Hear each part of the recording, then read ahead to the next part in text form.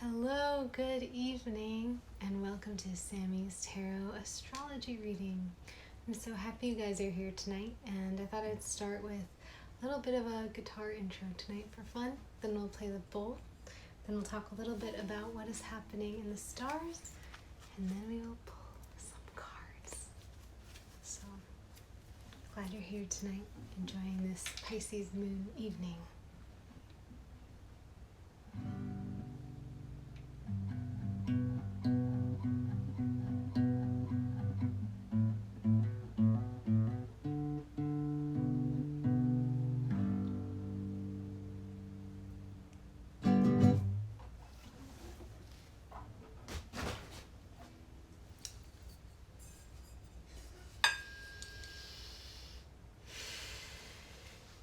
Now I invite you to take a deep breath with me.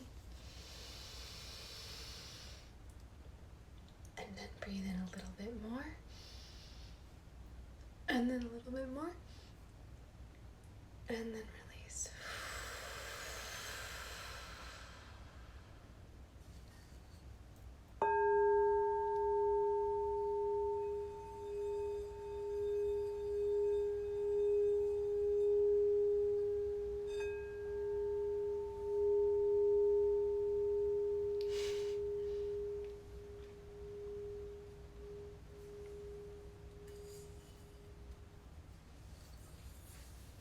Now that we're all settled in, you may notice I'm still wearing my new Four of Wands shirt that my love surprised me with yesterday. It's so beautiful. So right now we have in this hour, Gemini is on the horizon, Eastern time, and Libra has the sun, and Aquarius is at midheaven. So for just a brief few minutes, we enjoy this air trine just passing on through. So maybe that's why I felt like picking up the guitar and singing a little bit. But also right now in the sky we have a lot of squares, and a square is when planets are at a 90-degree angle from each other, and squares are actually one of the arrangements that is said to cause sort of tension between the planets, whereas a trine, when they're at 120 degrees from each other, making a triangle, that is said to create harmony and there's a nice flow. But with the square, it can create some kind of tension. And right now we have Mars making a square with 3 planets, Mars in Aries squaring with 3 planets in Capricorn, and that's Saturn, Jupiter, and Pluto. So that sort of bold fight, impulsive passion, energy is being sort of called into question by all of these big planets, and Saturn, which is about kind of like not fate, but cause and effect and our actions and our path, and Jupiter, which is about expansiveness, and then Pluto, which is about transformation. And all of those things are being sort of challenged by Mars and Aries right now. So it's good to tune into the things that bring a sort of lightness to that intensity, like being in an air trine when you have Gemini on the horizon making that triangle with the top of the sky, and the sun in Libra, but also not needing to hide from that square and to look at what that tension might mean and what could be done about it. So I know that there is a debate happening right now, and that's a very, very concrete illustration of having Mars and Aries across from those planets, because hopefully this is a time of transformation. And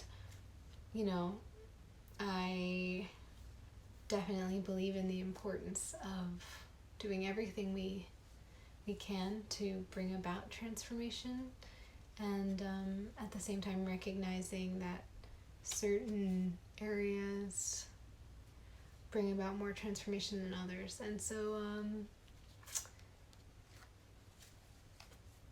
I hope that there's a very big change coming up in November, but I also hope that deeper changes are happening anyway, all the time.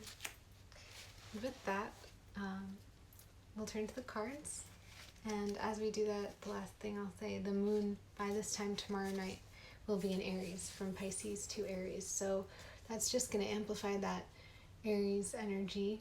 And it'll be great to harness that for the full moon and to be very clear on what it is that we're all fighting for and what it is that we are excited about, and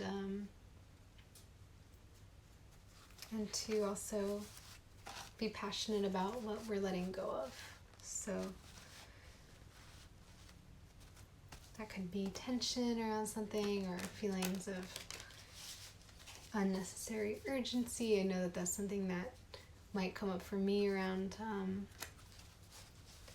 the Mars in Aries time. And to remember that patience during this time is great. Okay, let's pull a few cards.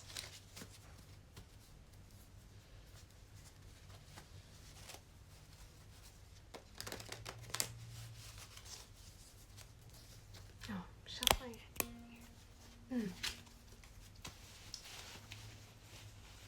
Isn't this map beautiful?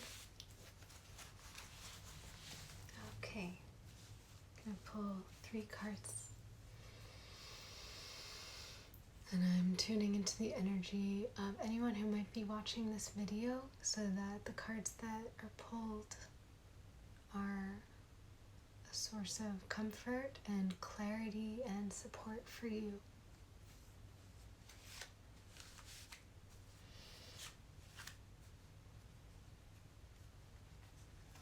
Okay, the first card.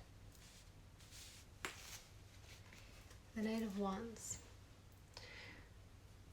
Passion and fieriness, almost impulsiveness, but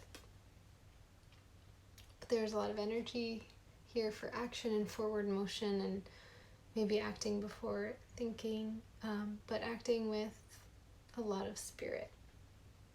And we're galloping towards our full moon in Aries tomorrow. Well, the full moon's Thursday, early, but we're headed into that, so hold on to your hats. And our second card, the Two of Wands. So we had 1 wand and now 2 wands. Lots of fire. And this is a figure holding the world and looking out at the world. So it's kind of like you've got the whole world in your hands, the world is at your feet. Infinite potential, and it's a good card to indicate open-mindedness, travel, exploration, that there's plenty of available energy for that. So let's see what we have next on the third card. Judgment. This is a card that reminds us, sort of like we were talking about Saturn, like when the effects are realized, so cause and effect or karma, things coming full circle, and the reaping sort of the fruits of what happens. So kind of like Saturn being in that square, and with Mars.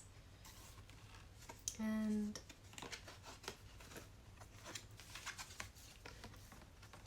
I also see this series as sort of, if you look at it, it's like going forward into action, seeing the bigger picture, and then enjoying the reflection that comes at the end of that, and basking in all that has been done. And also we have somebody playing this horn here from the sky, so this is, I think, also reflective of the air trine that we're in as I'm doing this reading. So yeah, good sign for traveling and for moving forward and for enjoying the fruits of all that you've sowed, and reflecting on things that have happened and looking at how the things in my life have come about because of maybe certain actions I've taken. And it could be an opportunity to like give yourself a pat on the back for the things that are working and the ways that you've been caring for yourself and others and showing up.